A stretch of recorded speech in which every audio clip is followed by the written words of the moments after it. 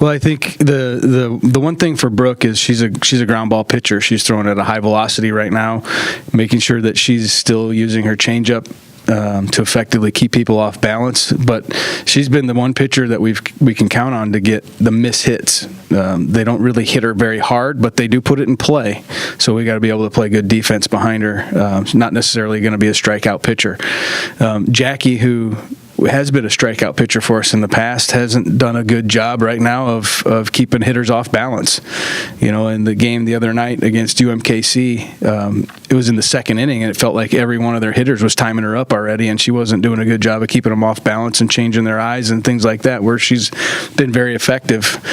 So both of them have a little bit of an area where they need to improve for us, but if you look at them statistically, have done a great job of keeping us in every game that they've pitched. Just some small little minor detail things that'll get them over the hump, and both of them, then we can have two kids that I know are going to compete. They both will compete every single day, whether they have it or they don't. That's one thing we know we can count on for both of them. Going into conference play, how does the Valley look as a whole?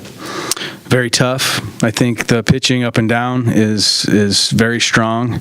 You've got some new kids in the mix that are elevating the pitching staffs, backing up who's been the number one for a couple years, and now they've got a kid that's going to back them up in game twos.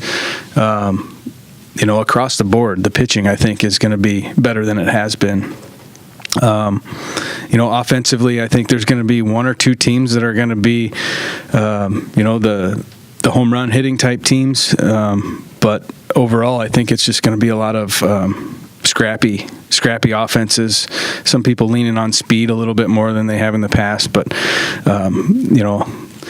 it's that old adage: if you walks and errors will kill you, and get the clutch hit when you get an opportunity, whether it's in the second inning or the fifth inning.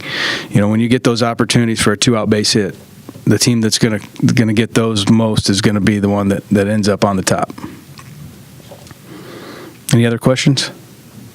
Thank you.